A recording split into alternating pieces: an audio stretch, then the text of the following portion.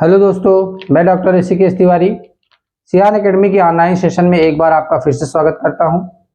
दोस्तों, आज के वीडियो लेक्चर में हम क्लास 12th के ह्यूमन रिप्रोडक्शन यूनिट 1 चैप्टर से एक टॉपिक लेकर आए हैं जिसका नाम है एग एंड फर्टिलाइजेशन।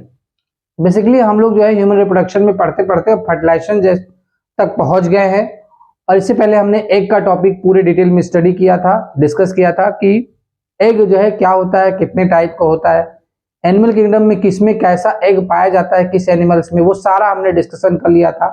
आज हम लोग एग के बारे में जानेंगे कि एग किसको कहते हैं, एग में क्या क्या संरचना आती है, क्या क्या स्ट्रक्चर एग को बनाता है, वो हम देखेंगे और साथ ही फर्टिलाइजेशन के बारे में भी डिटेल से स्टडी करेंगे। तो यहां से देखते हैं दोस्तों कि जो है एग जो होता है, एग बेसिकली क्या है, ओवम या oocyte और एग मेम्ब्रेन से मिलकर बना होता है। मतलब इसमें जो है एक मतलब कि oocyte होता है। oocyte बेसिकली सेकेंडरी oocyte होता है जो कि मेंस्ट्रुअल साइकिल के समय ये ओवरी से रिलीज होता है। यह सेकेंडरी oocyte स्टेज में रिलीज होता है और यह सेकेंडरी oocyte स्टेज में जो रिलीज हुआ है ओवम, यह जो है मेटाफेज मियोसिस 2 के मेटाफेज 2 में अरेस्टेड है और प्लस इसके चारों तरफ एक एग मेम्ब्रेन सराउंड इसको कर रही है प्रोटेक्शन के लिए। एग मेम्ब्रेन का प्रेजेंट होना बहुत इंपॉर्टेंट होता है एग के लिए, जो इसको प्रोटेक्शन प्रोवाइड करता है, डेसिकेशन से बचाता है। किसी किसी एनिमल के अंदर ये बायंसी भी प्रोवाइड करता है, पॉलीस्पर्मी को रोकता है। तो कुछ फंक्शन है एग मेम्ब्रेन के जो यह परफॉर्म करता है और यह एग को प्रोटेक्ट करने में मदद करता है। तो जो आपका एग मेम्ब्रेन है अराउंड ओवम या oocyte, जिसको सेकेंडरी oocyte कहते हैं, वह कैसे बनता है, कैसे सिंथेसाइज होता है, कौन इसको सिंथेसाइज करता है, उसको देखें। उससे पहले यह देख लीजिए कि यहाँ पे क्या होता है कि सबसे छोटा एग जो होता है वह पॉलीचीटा का होता है। पॉलीचीटा मतलब एनलिडा में 3 क्लासेस होती हैं। पहला क्लास जो होता है ओलिगोचीटा, पॉलीचीटा दूसरा क्लास होता है। ओलिगोचीटा में अर्थवर्म आता है। दूसरा पॉलीचीटा आता है जिसमें हमारा मतलब कि नेरिश आता है और तीसरा हीरोडिनिया आता है जिसमें हीरोडिनेरिया है, जिसको लीच भी कहते हैं। तो उसी नेरिस के अंदर जो एग पाया जाता है सबसे छोटा एनिमल किंगडम में होता है जो 50 माइक्रोन का होता है और सबसे बड़ा जो एग होता है वह ऑस्ट्रिच का होता है। ऑस्ट्रिच का एग जो है इतना बड़ा होता है कि उससे 8 लोग एक साथ जो है ऑमलेट खा सकते हैं। तो largest egg in the animal kingdom is of ostrich, शुतुरमुर्ग का होता है। आगे देखते हैं कि क्लासिफिकेशन एग मेम्ब्रेन को कैसे किया गया on basis of its origin. इसकी ओरिजिन के आधार पर हम लोग इसको क्लासिफाई किए गए कि मतलब कौन इसको सिंथेसाइज कर रहा है। तो इस तरीके से हम लोग देखते हैं कि 3 होते हैं एग मेम्ब्रेन, 3 तरीके का होता है, primary egg membrane, secondary egg membrane और tertiary egg membrane.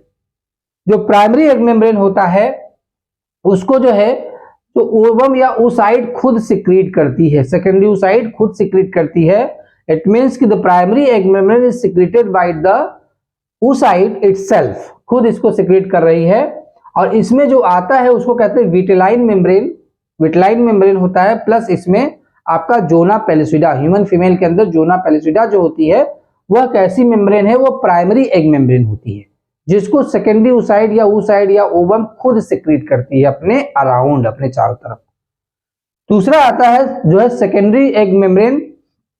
Secondary egg membrane जो है प्राइमरी एग मेम्ब्रेन के चारों तरफ पाई जाती है।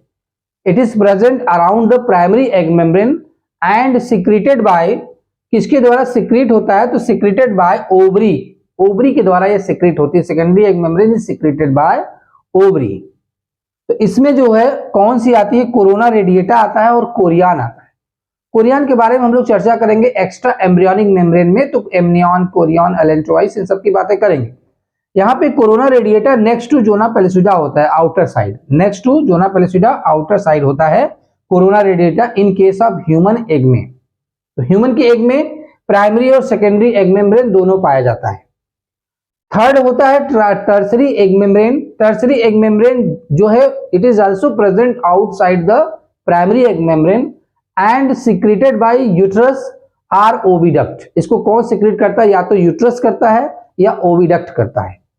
तो यहाँ पे देखते हैं कि कहाँ पाया जाता है। जो कुछ मतलब एनिमल्स में जो एग होता है जिसके चारों तरफ जेली कोट जो होता है वह होता है टर्सरी एग मेम्ब्रेन, या ऐसा जो है एक जिसके चारों तरफ कैल्शियम कार्बोनेट की कवरिंग होता है, मतलब सेल होता है।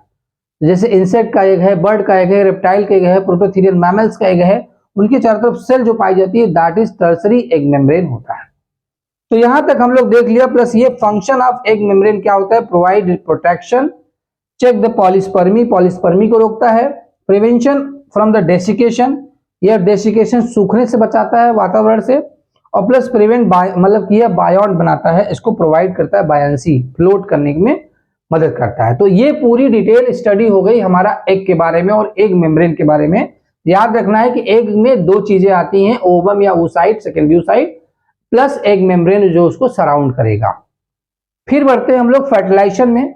फर्टिलाइजेशन की प्रक्रिया जो प्रोसेस है, अगर शॉर्ट में इसको डिफाइन करें तो fusion of male pronuclei with the female pronuclei is known as the fertilization. क्योंकि जो फर्टिलाइजेशन होता है उसमें मेल और फीमेल के न्यूक्लियस केवल फ्यूज करते हैं और जाइगोट का फॉर्मेशन होता है, जिसमें मेजर पार्ट फीमेल का ही होता है। मेल का केवल न्यूक्लियस होता है और फीमेल का साइटोप्लाज्म प्लस न्यूक्लियस होता है फर्टिलाइजेशन में। तो लेकिन इसकी प्रोसेस 4 स्टेप में कंप्लीट होती है। पहला सिनगैमी होता है। सिनगैमी मतलब फ्यूजन ऑफ गैमेट्स। यहाँ पे क्या होता है, मेल और फीमेल गैमेट का जो यूनियन होता है उसी को हम लोग सिनगैमी कहते हैं। दूसरी प्रोसेस इसमें आती है प्लाज्मोगैमी। प्लाज्मोगैमी मतलब जैसे ही मेल फीमेल गैमेट आपस में मिलेंगे वैसे ही क्या होता है कि उनकी जो है आपकी प्लाज्मा मेम्ब्रेन या जो भी एक मेम्ब्रेन की लेयर होती है उसको क्लियर करके और उनके साइटोप्लाज्म फ्यूज कर जाते हैं। हालांकि इन केस ऑफ जो है sperm there are very less amount of cytoplasm और negligible amount of cytoplasm present in the sperm, but still the amount of cytoplasm which is present in the sperm fuses with the cytoplasm of the ovum. तो this process is known as the plasmogamy. तो plasmogamy में intermixing of cytoplasm of the gametes हो जाता है। Next आता है karyogamy. Carrion मतलब होता है न्यूक्लियस। तो गैमेट्स का न्यूक्लियस फ्यूजन इसमें होगा, fusion of pronuclei of sperm and ओवा। लास्ट में आता है इंटरमिक्सिंग और फिर दो इनके क्रोमोसोम आपस में मिक्सिंग होते हैं जिसको सेक्स डिटर्मिनेशन कहते हैं।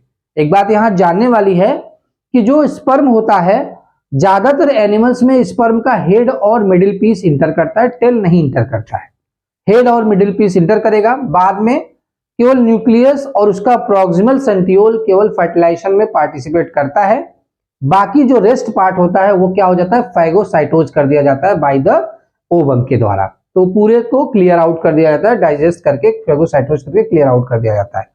एग जो होता है, स्पर्म का जो न्यूक्लियस होता है वो एग के न्यूक्लियस से फ्यूज करेगा और साथ ही साथ जो प्रॉक्सिमल सेंट्रियोल होता है वह जो ओवम हमारा सेकेंडरी oocyte स्टेज में है वह मेटाफेज सेकेंड में अरेस्टेड है मियोसिस 2 के, उसके मियोसिस को कंप्लीट करने में मदद करता है। मतलब अगर किसी जो है ह्यूमन फीमेल के अंदर फर्टिलाइजेशन नहीं होता है तो उसका मियोसिस कभी भी नहीं कंप्लीट हो सकता है। इसलिए मियोसिस कंप्लीशन फ्रॉम जो है बर्थ टू जो है डेथ तक पॉसिबल नहीं है अगर फर्टिलाइजेशन ना हो। तो फर्टिलाइजेशन होने के साथ ही उसका मियोसिस प्रोसेस भी कंप्लीट हो जाता है। तो इसके स्टेप अगर देखें तो समझे कैसे होता है। तो पहला जो स्टेप आता है इसमें कह रहा है कि मूवमेंट ऑफ स्पर्म। स्पर्म क्या करता है, मूव करके जो है वेजिना से होते हुए यूट्रस से होते हुए वह पहुंचता है ampulla part of the fallopian tube जहां पे ओवम प्रेजेंट है in the form of the secondary oocyte and ovum is waiting for the आपका स्पर्म। और ये मीटिंग केवल 2 से 3 ओवम रिलीज के 1 से 2 दिन के बीच हो जानी चाहिए, अदरवाइज ओवम डिजनरेट कर जाता है। तो यहाँ पे movement of sperm toward the oocyte मतलब सेकेंडरी oocyte के पास होगा। फिर क्या होगा कि पेनिट्रेशन ऑफ कोरोना रेडिएटा, सबसे पहले सबसे बाहर कोरोना रेडिएटा होता है तो स्पर्म जो है कोरोना रेडिएटा को पेनिट्रेट करता है क्योंकि उसके अंदर एक एंजाइम होता है जिसका नाम है हायाल्यूरोनिडेज एंजाइम। हायाल्यूरोनिडेज एंजाइम पेनिट्रेट कर देता है, कोरोना रेडिएटा को क्लियर कर देता है to enter the sperm into the ovum. Next में क्या होता है कि जैसे ही कोरोना रेडिएटा क्लियर हो जाती है वैसे ही स्पर्म के ऊपर भी एक रिसेप्टर होता है जिसको सेड1 रिसेप्टर कहते हैं। यहाँ पे लिखा हुआ है स्पर्म के ऊपर जो रिसेप्टर होता है उसको सेड1 रिसेप्टर कहते हैं, SED1 ऑफ स्पर्म। और जोना प्रोटीन 3 जो रिसेप्टर होता है ऑन द जोना पेलुसिडा की मेम्ब्रेन, क्योंकि कोरोना रेडिएटा क्लियर हो चुकी है तो उसके बाद नेक्स्ट टू कोरोना रेडिएटा क्या है, जोना पेलुसिडा, उसके सरफेस पे प्रेजेंट होता है जो प्रोटीन रिसेप्टर के फॉर्म में, उसको कहते हैं जोना प्रोटीन 3 जोना प्रोटीन एक रिसेप्टर है और जो SED1 से जो है बाइंड करता है, और यह बाइंडिंग ये डिटरमाइन करता है कि जो स्पर्म है वो सेम स्पीसीज का है, मतलब स्पेसिफिसिटी को डिसाइड करता है, स्पीसीज की विशेषता डिसाइड करता है कि हाँ जो स्पर्म है that is from the same species. ये कंफर्म कर देता है कि स्पर्म की एंट्री कैन जो है प्रोसीड, ये प्रोसीड कर सकता है। तो यहाँ पे SED1 और ZP3 एक कंफर्मेशन बाइंडिंग करता है जोना पेलिसिडा की मेम्ब्रेन पर, जिसके कारण जो एक्रोजोमल रिएक्शन स्टार्ट हो जाता है। जो स्पर्म होता है उसके हेड में एक्रोजोम पाया जाता है, वहां पे बहुत सारे एंजाइम्स होते हैं जिसमें एक्रोशीन या स्पर्म लाइसिन एंजाइम जो होता है वह जोना पेलिसिडा को भी क्या करता है, डिग्रेड कर देता है, क्लियर कर देता है, ताकि स्पर्म एंटर कर सके। तो स्पर्म क्या करेगा, जैसे ही जो एक्रोसीन एंजाइम क्या करेगा, एक्रोजोमल रिएक्शन को स्टार्ट कर देगा और क्लियर कर देता है जोना पेलिसिडा को, वैसे sperm whole sperm in case of human जो है इंटर करता है इनटू द आपका ओवम में, पूरा स्पर्म इंटर कर जाएगा and then fusion of sperm जो है विथ द सेकेंडरी oocyte, और जो है साथ ही साथ क्या होता है कि स्पर्म का रेस्ट पार्ट मतलब जो है हेड, मिडिल पीस और टेल मोस्ट पार्ट जो है फाइगोसाइटोज कर दिया जाता है oocyte के द्वारा। केवल दो चीजें मैंने आपको बताया, एक होता है न्यूक्लियस ऑफ स्पर्म और सेकंड जो होता है आपका जो है लास्ट में हमने आपको बताया था कि उसका प्रॉक्सिमल सेंट्रियोल। ये दोनों जो है रह जाते हैं। जो न्यूक्लियस है वो फ्यूज करता है ओवम के न्यूक्लियस से, और चूंकि जो है यहाँ पे जब आपका जो है प्रॉक्सिमल सेंट्रियोल उनका जो है मियोसिस कंप्लीट करा देता है, तब मेन जो है ओवम रिलीज होता है और वह फ्यूज करता है किससे, जो है आपका स्पर्म के न्यूक्लियाई से, और साथ ही साथ एक पोलर बॉडी भी बनती है। मियोसिस 2 जो है ऑफ oocyte कंप्लीटेड, चूंकि कंप्लीट हो जा रहा है प्रॉक्सिमल सेंट्रियोल की मदद से, एंड रिलीज कर देता है ओवम को, और ओवम फर्टिलाइज करके जाइगोट बना देता है जो कि डिप्लॉयड होता है और यूनिसेलुलर मतलब सिंगल सेल से बना होता है। साथ ही साथ जैसे ही पहला स्पर्म इंटर कर जाएगा वैसे ही क्या होता है कि कॉर्टिकल ग्रेनुल रिएक्शन स्टार्ट हो जाता है, अंदर की तरफ कॉर्टिकल ग्रेनुल्स पाए जाते हैं। वह क्या करते हैं कि पैराक्साइड की हेल्प से एक अंदर पूरा एक सीमेंटिंग मटेरियल इंटरनल एनवायरनमेंट बना देता है, जो है जिसके कारण दूसरा स्पर्म नहीं पहुंच पाए, पेनिट्रेट ही नहीं कर पाता है। तो यह स्लो ब्लॉक पॉलीस्पर्मी, पॉलीस्पर्मी दो तरीके का होता है, एक फास्ट ब्लॉक पॉलीस्पर्मी होता है, एक स्लो ब्लॉक पॉलीस्पर्मी होता है।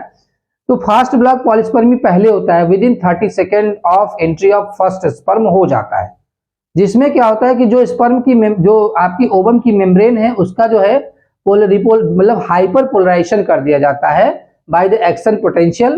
तो जिसके कारण जो है क्या होगा, जो है आपका जो है कोई नेक्स्ट स्पर्म एंटर ही नहीं कर पाता है, बाद में स्लो ब्लॉक पॉलीस्पर्मी हो जाती है जिससे एक से ज्यादा स्पर्म की एंट्री को रोक दिया जाता है। तो इस तरह से जो फर्टिलाइजेशन हो गया उससे जाइगोट बन जाता है, और वह जाइगोट फर्दर डेवलपमेंट करेगा जो है बाय द क्लीवेज, तो उसमें क्लीवेज स्टार्ट होगा। तो नेक्स्ट वीडियो लेक्चर में हम लोग क्लीवेज को पूरी डिटेल से पढ़ेंगे फर्टिलाइजेशन के बाद, जैसा कि जाइगोट बन चुका है अब यह अंडर दैट जाइगोट मतलब जाइगोट अंडरगो द क्लीवेज होगा। तो क्लीवेज के बारे में नेक्स्ट वीडियो लेक्चर में हम लोग डिस्कस करेंगे। तो दोस्तों आज का जो वीडियो लेक्चर है इसको आप पूरे डिटेल से देखिए 1 से 2 बार, आपको बहुत अच्छे से समझ में आ जाएगा। अगर आपको वीडियो अच्छा लगे, इंफॉर्मेटिव लगे तो आप अपना जो है कमेंट जरूर करें, लाइक करें वीडियो को, और दोस्तों को शेयर करें। अगर आप चैनल पे नए हैं तो आप सब्सक्राइब करें चैनल को, जिससे हमें मदद मिलेगी। दोस्तों thanks for watching the online session organised by the Cyan Academy. This is doctor Rishikesh Tiwari.